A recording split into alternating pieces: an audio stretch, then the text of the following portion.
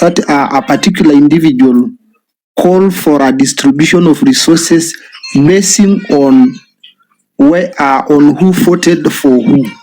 So I think you are just clearly Honorable John Muiruri. Honorable Dixon is just referring to the Constitution. Yes, of course, Gashagua was demanding for the shares basing on where the catchment areas for the votes, where the president got the more popular votes. But is it constitutional to ask in that way? Never. Mr. Honorable Olonkishu, assure length for that clarification. But there's one thing you guys are not getting. What I'm trying to mean, in each and every coalition, we do have something that is called Memorandum of Understanding, MOU. During when people are setting up a government, they have their own structures apart now from constitution itself, because implementing constitution in a government setup is political. Now, how do you maintain your political power? Honorable John Muriru, let me just ask you a question on the same. But do you believe that all memorandums obey the Constitution? Kindly answer, respond to it. Any memorandum, any MOU that people put down, we should give up. Does it really respond to the Constitution? Olonkishu, one thing, the Constitution itself talks about the division of revenue and all the allocations, that it shall be equal. But again, we have political structures. Despite now the constitutional way, we also have political structures which maintain the current coalition. Brother, that is the status quo that has been squandering this country. That has been looting for many years. Because no, that's not within the. Immediately you put the word back. Immediately you put the word back, and it is not within the Constitution. That is what we are against. Guys, that is a reality that you don't know. It is a reality. It is a reality, but it is wrong. It is sad that you are supporting what is not right, that it is a reality. Right now you said, remember this. A minute. Within the Constitution. A minute. There is nowhere it is written. As of now, someone sit somewhere and distribute among themselves. Can you allow me 1 minute? It's okay. Okay. So this let me explain a little bit about the reality, because just give there was a time. Lawrence and time that is a major. Let them talk, then you can continue. The platform will be open. All right. Okay, thank you so much, members. Thank you, Madam Chair, for giving me this opportunity so that I also discuss. 3 minutes each, then the platform will be open. Thank you. Can Olokishu, can you just mute kindly? All right, sorry. Mute, please. Okay, thank you so much, every member, and thank you, Madam Chair, for giving me this opportunity. I just wanted to clarify something about the Rigathi route of fallout and how it started and how it became to be disheartening to everybody. First of all, I'll talk like a member and a founder member, a youth founder member for UDA. First of all, we started this thing back in 2019 under the UDM, not UDA. It was not supposed to be a UDA. It was a UDM. And that's part that we wanted to come up with. And it was the structured party for William Ruto, to be a flag bearer. And this UDA came later in 2020 November, when one of the students from the University of JKUAT University came up with the idea of the bottom-up economical agenda, and they decided to change the party from UDM, and they left UDM, they started a UDA. The most preferable deputy flag bearer in UDA, first UDA, was not even Rigathi Gachagua. It was Professor Kithure Kindiki. When it came to Kithure Kindiki, things started to fall apart between Rigathi Gachagua and the government by that time. When Gashagua was being arrested, done everything by the former Interior Cabinet Secretary, Dr. Matiang'i. So he came to UDA. It was just like an umbrella. So where people who were those who were oppressed by the government were shielding themselves from.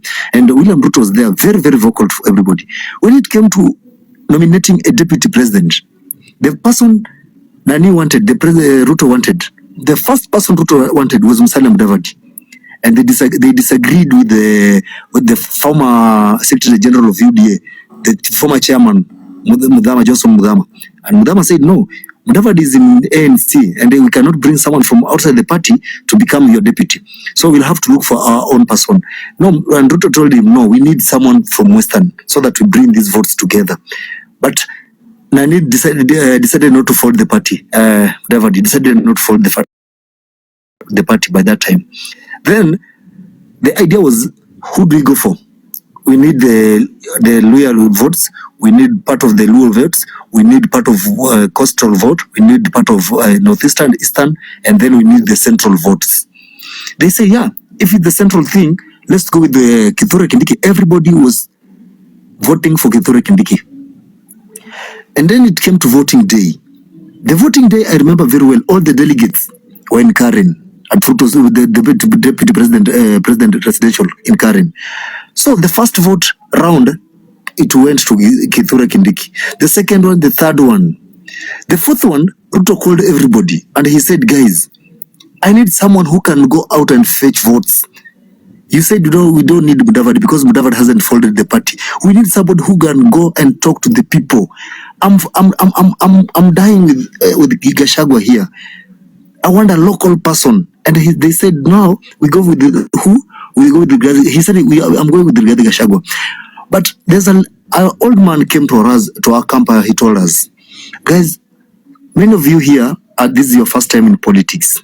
You know, Professor Kithure Kindiki is so good. He's so good in political management and everything. He can even mobilize little learned people from the central Kenya. That is the mountain region. But if you look to the larger population of the people from that Mount Kenya and the central province and whatever, these people from the mountain, so most of them wanafanya ni wale wafanyikazi wa biashara ndogo ndogo, hustlers. Now who can speak to these people? Rigathi Gachagua. Let Rigathi Gachagua go speak to them. Do this. Vote Rigathi Gachagua in. This last turn vote, the fourth round, kindly just vote Rigathi Gachagua in. And he told us, and that guy came from Madhioya, Nyeri. He told us, whatever will happen after 1 year, after the election, 1 year or so, you should not be worried about it. The only thing we need is how Ruto can fetch votes from the central Kenya. And people decided, okay, Ruto decided to die with Rigathi Gachagua. Even the people from his area, from his region, were not even pleased with how people decided to give him. They were not. Everybody was against him. But the president said, no, please, we are doing this for the votes. We need votes. By the way, after the elections, things started falling apart. If you can remember very well, during the burial of Mama Nani, the late, old Mama Nani, we were, leto nani mama, amekula nini? Wakati they met even Raila akisema, huyu Ruto mimi najua mali nitashika yeye na atulie. Naye Ruto akasema, wewe Raila mimi nakujua zaidi. What is this lady's name? Hapo ndo kulianza ukuwa na the fall between Ruto and Rigathi Gachagua. And then the thing that was not even good to Ruto was how Rigathi Gachagua was mentioning the shares. Mama Mama. Mama That Mau Mau. Mukami. Yes, Mukami. Yes. Somebody Mukami who? The wife to Dedan Kimathi. Mukami Kimathi. Then Ruto there was so much in shares, but Ruto was not even looking for those things that are talking about shares and whatever. He even go beyond shares and start abusing the former president Uhuru Kenyatta, talking rubbish about Raila Odinga and these people, they want to come he's putting some traps in State House and whatever. Those things were not even matching what Ruto wanted. And this people around him, even Rigathi Gachagua started threatening the MPs, senators, and governors from the region.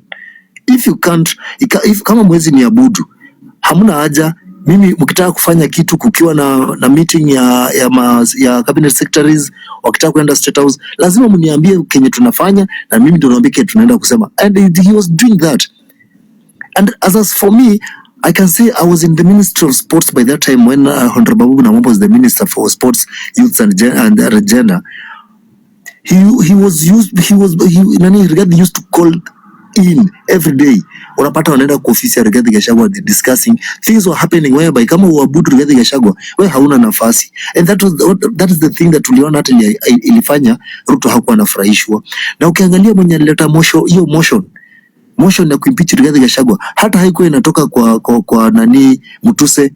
The motion came from the people from the mountain, kwa sababu alikuwa ashaanza kuangalia and they didn't want that. So what kitu jamaa alijitafutia mwenyewe. The only thing he could have done ilikuwa the agreement between him and Ruto. It was like kama unaona nakaa na wewe, zile pesa zako zilichukuliwa na serikali ziweze kurudishwa na upate pesa zako zingine, then tufanye kazi. But huyu jamaa alipopata pesa kiburi kaingia, akaanza kujiona anaweza everything. Now huyu jamaa alijichindia kaburi na anaona anaibika, anaanza kusema anatoa secrets. And if you want to know, when the vice president of any country is visiting this nation, the person who received the vice president from any country is the deputy president. Now, the office of the vice president from any country cannot call direct the office of the president. They call the office of the vice president. That is the deputy president of the republic. They discuss the visiting, discuss the agenda. Yes. So this thing this guy has done, yeye mwenyewe alijichindia kaburi. As per now, sisi wa Kenya tunaingizwa kwa vita yenye hata sisi hatuko. Now we are not even supposed to be in that fight. So tuache kutaka kuegemea upande mmoja sana. Tukisema tu ukweli, huyu jamaa mwenyewe alijitakia, and this opposition is not even that strong the way we think it will be. Thank you.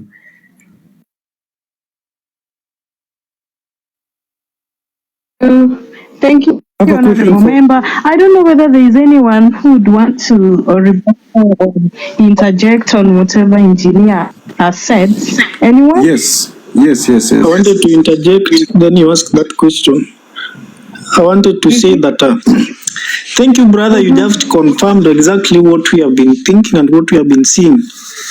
Indeed, Rigathi Gachagua was not the best interest of UDA from the beginning. He wasn't. That's where the problem started beating him. But due to the fact that he was chosen, he think that he was now the chosen. The head of that kiburi ilimuingilia. Sana. Hiyo kiburi ndio ilimwangusha. Asante. Yes. Thank you. Welcome, bro. I have a rebuttal for Engineer Lawrence. Yes, Mururi. Okay, one thing I would like to correct is about from the beginning, where he was chosen to be the deputy up to now the impeachment plays. Let me rebuttal kidogo. If you could just have observed the constitution of UDA suggests that the deputy president will come from the United Democratic Party, the UDA. That is the constitution of the UDA. Yes. The president and the deputy shall come from that party. Yes. And that's why. Okay. No, let me finish. Before we continue, let me tell you, that's why. I'm rebuttaling your comments kindly. Again, the biggest factor, Ruto knew he couldn't match the resources with Uhuru Kenyatta, and that was obvious. So the next thing that William Ruto would look is the financial mobilization of his deputy. So Kidiki would be out, Musalia would be out. The only choice that was left was Rigathi Gachagua had finances, he had mobilizations. You could see he had mobilized all the leaders in Mount Kenya, even the vehicle, the UDA, the rebranded vehicle, the one that belonged to Waititu. It is the Rigathi Gachagua's inner circle that designed it for William Ruto. So William Ruto used resources from those gentlemen. Then we come to the part where Rigathi Gachagua was impeached. According to that circle, the William Ruto circle, there is nobody there with knowledge of governance and administration more than Rigathi Gachagua. Gachagua has done political science. He has been an administrator for 15 years. So he understands governance and administration, meaning he was a threat to William Ruto's leadership.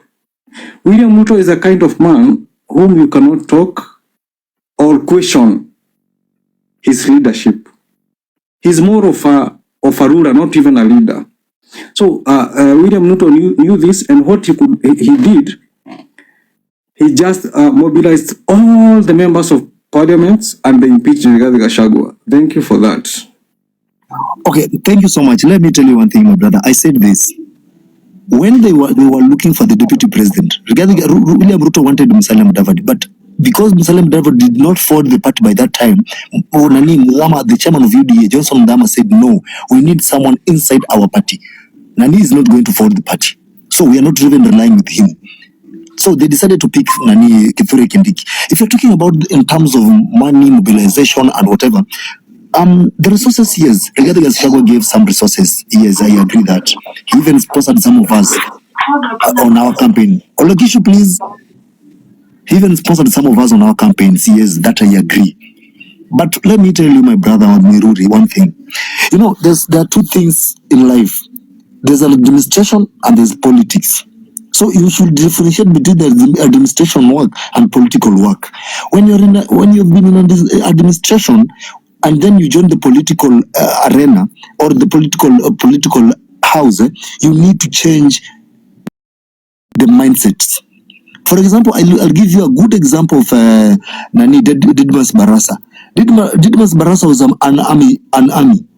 And after he decided to resign from army and join politics, those administration acts that he used to have in military, he already removed those jackets. No, Barasa was not an army, he was an Air Force kind. Let me just correct that on the air. Okay, so the same rely the same. The same rely the same. That is a military. So when Rigathi Gachagua was a demonstrator for those old time, he was also a PA to Uhuru Kenyatta. He started alianza kukalia Uhuru Kenyatta. And that's why Uhuru Kenyatta alikosana naye na akafuta kazi kwa PA wake. So hiyo administration yake, mind administration, baada alikuwa ameleta kwa office of the deputy president. Na kwa hiyo office of the deputy president, ndiye alikuwa na command ma CS, ma MPs, ma everybody. Kama kitu ulikuwa unataka kufanya, hata kama ulikuwa unataka kufanya nini, PSS wote, PCS wote, lazima kwanza mumbrief. After briefing him, ndio mnaenda kubrief the president. So whereby alikuwa anataka kutake over everything. Unapata mpaka kuna ma intelligence hawezi kuambia ukweli, but alikuwa na force kupeleka intelligence news code kwa desk yake ndio ifikie president. Whereby the chairman of the intelligence in this country is the president. Yeye ndiye anafaa kupata kwanza intelligence kutoka mali chini imfikie ndio watu waweze kujua kunaendelea aje. But he was forefront to get everything. That's why, differences zilianza kutokea wakati sasa huyu jamaa alianza kuongea mambo mingi about the shares and whatever. Na hiyo kitu ndio limuaffect. Na wabunge wenye walileta hiyo njama ya kumtoa. Wabunge walioleta njama hata si Mutuse alikuwa spare god. Ule ni mtu alitumika tu pale kuleta history. Wabunge walitumika ni wabunge kutoka kwake ambao waliona huyu jamaa anarukalia akina Kimani Chungwa, some of the people unawajua walileta story. Na hata ukisikiza Gunjiro wa Mbogo, Yeye huenda kwa local stations, unapata unaongea about politics and about Rigathi Gachagua.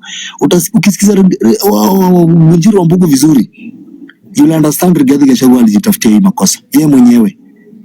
Nobody. Yeye mwenyewe alikuwa na hiyo kiburi. Na hiyo kiburi ndio ilimharibia.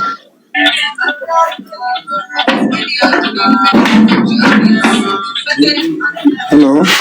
Yeah, thank you.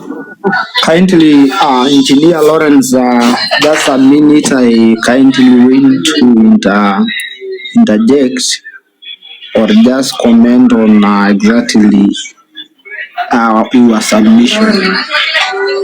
I want to say thumbs up. You really have the history about what transpired between them. Punguza volume kidogo. Punguza volume kidogo, please. I'm just saying. Reduce the volume of the radio. So what I was saying, you really had the history about what transpired between these guys. I did not. Did you? Are you an engineer or a political analyst? Kindly. Olokishu, please, bwana, zima radio.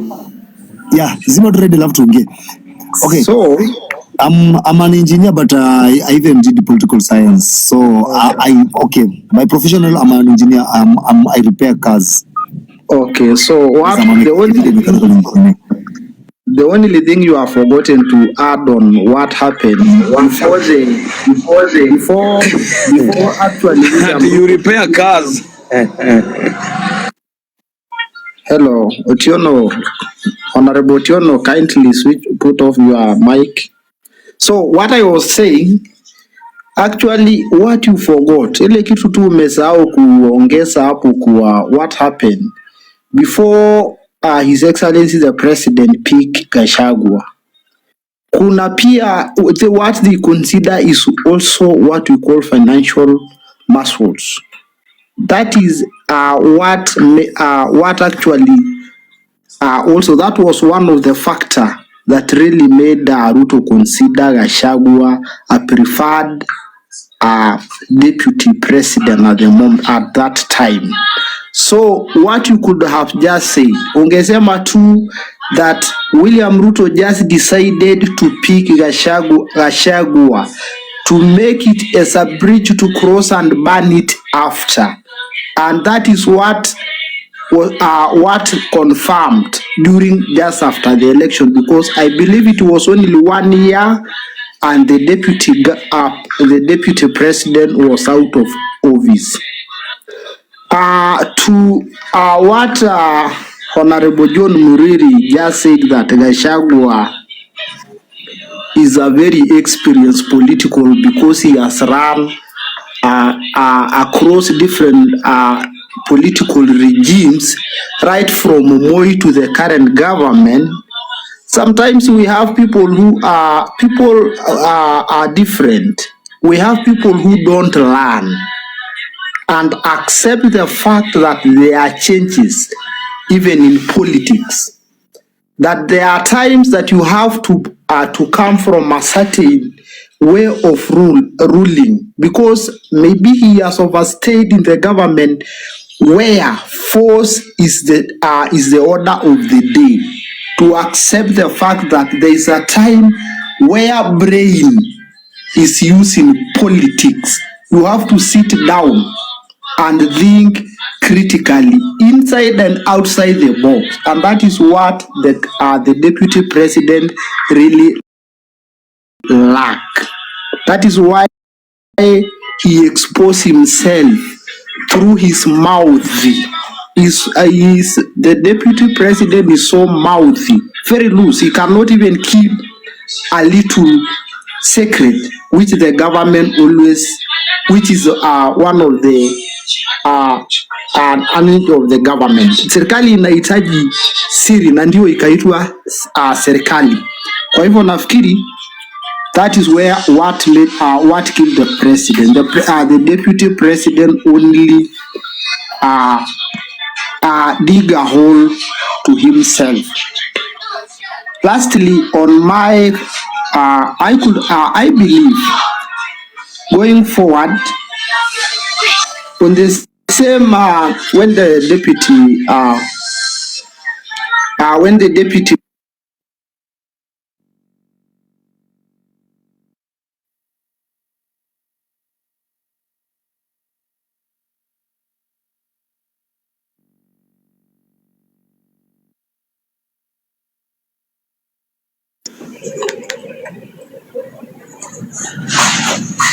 Speaker, he has muted himself. He has muted himself. The only thing I was trying to say here is that Rigathi has not been in political life for in political lifetime the way Nani has, the way Ruto has. Najua Ruto amekuwa mwanasiasa since 1992 na huyu amekuwa administrator. So there's a big difference between what Mururi said about that Ruto Gashagwa akona experience ya siasa. Gashagwa bado politically Gashagwa, exactly Lawrence, what you are saying is true because Gashagwa, the first seat yake ni MP. From MP to the vice president, he has no experience with politics. No. The first position was assistant, yeah. PA. He was a political personal assistant to Uhuru Kenyatta. To president, yeah. To prime minister, he was not the president. He was not the president. By that time, he was not the president. To prime minister, then the president. No, he was not the president by that time. From prime minister to presidency. He was a presidential candidate, Bwana. You forgot history. Yes. No, yes. Rigathi Gachagua was a PA to Uhuru Kenyatta back in when he was a prime minister. Yes, when Uhuru was the deputy prime minister. Prime minister, yes, to president. Okay, when Uhuru was the deputy prime minister back in 2009 to 2011, and then what seat was that? Which seat was that? Oh, Nani who? Rigathi Gachagua. Yes. He was the PA. He was the PA to Uhuru Kenyatta when Uhuru Kenyatta was the deputy prime minister and minister of finance. Yes. Yes. Okay. But like an MCA, like an MP, like a senator, he has never been. No. He was just an MP. He was just an MP for one term. So yeah, from MP 1 term and to vice president. To deputy president in 1.5 years. So you see, this guy start from PA, start from personal assistant to president, right? Mm-hmm. No. You know, I don't know. I don't get your point, Meruri, because what I'm trying to say is this: Rigathi Gachagua was the PA to Uhuru Kenyatta in 2000, yes. From 2009 to 2011. Yes, just PA. And then in 2018. He vied for the Odaya MP. That from his county, Nyeri County, right? Yes. And then the Ruto picked him as the deputy president.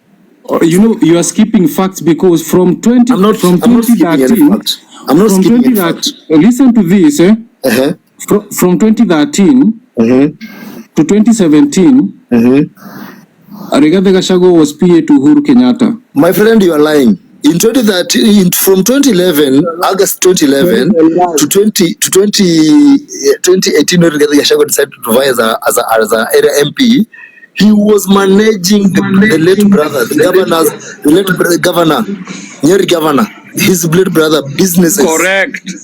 Correct. No, okay, but you say, listen to this, Mururi. Listen to this. Yani, you want to say that Rigathi Gachagua was not an MP? He was in nobody is arguing about being an MP for Madeira. So can you give us facts? Yes, that is what you are not listening to. I'm trying to say, Mururi. Listen to this. When Uhuru was the president, Rigathi Gachagua was no longer. Yes, Rigathi Gachagua was no longer his PA. He was. He was. In fact, listen. Rigathi Gachagua was MP. When Uhuru was president, Rigathi Gachagua was an MP. That is 2018 by election. Yes. There was a time Rigathi was in exile. Remember? Never. He has never been in exile. Oh, my friend, you don't know about Gachagua. No, you are not. He has never been in exile. It was just let me brief you something kidogo. Let me brief you something kidogo, Mr. John Mururi. Engineer Lawrence. Yes, Dickens. John Mururi. Relax. Can let us try to be factual, please. My friend, when did Rigathi Gachagua became an MP? In 2018.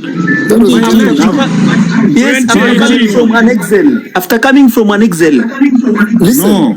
Listen, Stop lying, Bana. listen, Nani. Everybody, who can just mute a minute? I tell you, just minute. Okay. Anyway, he became MP of Nyeri. Madera. Madera in Nyeri in 2018.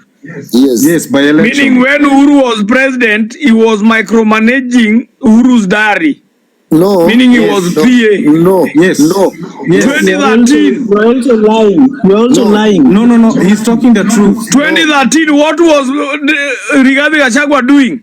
2013. He was a PA. Meaning he was a PA managing Uhuru Kenyatta's diary. Yes, PA. that is true. That is Logistic. And also he became the PA of Uhuru Kenyatta when Uhuru Kenyatta was an MP. Logistics. Yes. You are lying. He stopped being a PA in 2011. You are lying. He stopped being a PA too. Listen. 2011. Listen. No, those are the facts that you are avoiding. Nani, Mwiruri. Let us just mute kidogo. Just mute kidogo. Mute kidogo tu. Let me tell you one thing. Back in 1992, when Rigathi Gachagua was a DO in Molo, there was a clash, and the clash he know who brought the clash, and he went in hiding when he was the DO, and Moi, the late boy, when Moi the president, Moi gave him a hideout in 1992, and then the clashes were brought down. So many people were buried there, and he knows it very well. Let me now give you the diary of him. Then after that he was alifutwa kazi hapo. Sasa ndo nilikuwa nataka uje nako. Akafutwa kazi kama DO. Wakati alifutwa kazi kama DO, akakuja akaenda kumaliza masomo. Akamaliza masomo, ndugu yake akamchukua, akakuwa kama assistant wake, the late Nyeri governor. Akamchukua akakuwa kama PA wake, akiwa na manage biashara zake 1, 2, 3. Then akamuintroduce kwa Uhuru Kenyatta in 2008 after post election violence.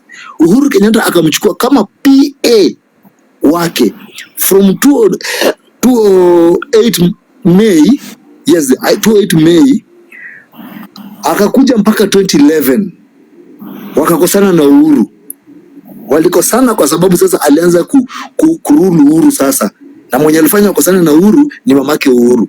Then from there, brother yake akamchukua. Wakati sasa brother yake alikuwa governor, the first Nyeri governor, akamchukua. Akapatia yeye kazi ya kukua, yeye ndio manager, alikuwa na manage biashara zao za brothers, za Gashagua's brothers, hizo properties and whatever. Yeye ndiye alikuwa na manage from 2011 to 2020, was it 2016, 2017 hapo, earlier 2017. Then kukakuwa na by election huko Madhira, akasimama akakuwa MP. Na hizo biashara alikuwa na manage, alikuwa South Africa by that time, from 2011 to 2017 alikuwa South Africa. Alikuwa anakuja tu kutembea anarudi, anatembea anarudi. So from there ndiye akakuwa MP. Kukua MP, the most thing ilifanya ukosane na Uhuru mpaka Uhuru alituma Matiang'i akaenda kumtoa kwa nyumba wakiwa uchi. Ni huyu jamaa kwanza kuingia kwa biashara zao. They were fighting about businesses na